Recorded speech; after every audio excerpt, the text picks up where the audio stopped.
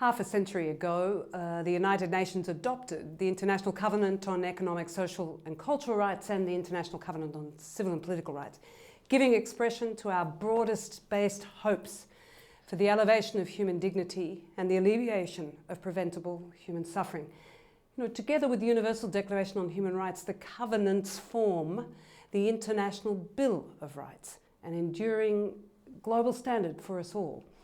These covenants put into text the human rights that are ours from birth: a right to health, a right to live free from torture, a right to just conditions of work, a right to freedom of movement, to freedom of expression, a right to social protection due to age or sickness or accident, a right to equality, a right to be free from discrimination, a right to life. These human rights are timeless, and it's why, as we celebrate this year the Covenant's 50th birthday, we do so under the banner, our rights, our freedoms, always. It is the duty of governments across the globe to uphold these rights, to help bring these obligations alive in practice, and the covenants have helped shape national constitutions and laws. They've contributed to policies and programs that respect the will of the people and their rights. They've been an invaluable tool in the fight against discrimination, and they have helped many seek remedies for injustice. The work of the two committees that monitor implementation of the covenants have provided guidance to countries the world over and have helped many individuals seek justice. Just last month, following a decision of the Human Rights Committee, a woman was awarded €30,000 in recognition of the cruel treatment to which she had been subjected under Ireland's laws on abortion. The Covenant's core values and their invaluable contribution need our support.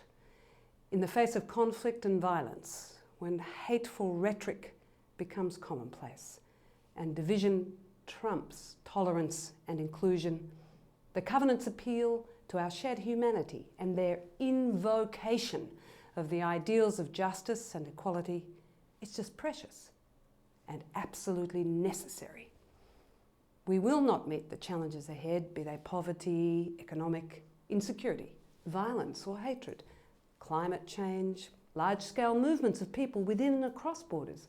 We will not meet those challenges if we do not stand behind the Covenant's affirmation and explanation of our common humanity.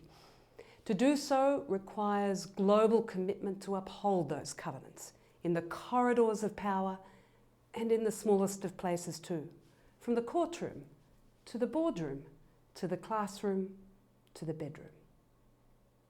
On International Human Rights Day this year, the United Nations Human Rights Office launched a year-long campaign calling on people everywhere to stand up for these values, to stand up for someone's rights today.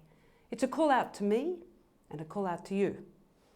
Because today and every other day, you and I can choose to exercise our rights, to stand up for someone else's rights, to support and protect their rights. Not imagined rights, not self-defined or made-up rights, not merely convenient rights, but human rights, just as they are enshrined, set out in detail in the covenants whose birthday we celebrate, and just as those rights are tried and tested in jurisprudence under the covenants. Human rights are too important to be left only to the government or to the United Nations. They're our rights, and rights have to be used to be defended and to be upheld. The timeless gift of the covenants is that they set out for us just what those rights are. They've done so for the past 50 years, and they'll do so for the next 50 years too. But most importantly, they invite us to stand up for someone's rights today, so that our rights, our freedoms, will always be a promise and a reality for everyone, everywhere.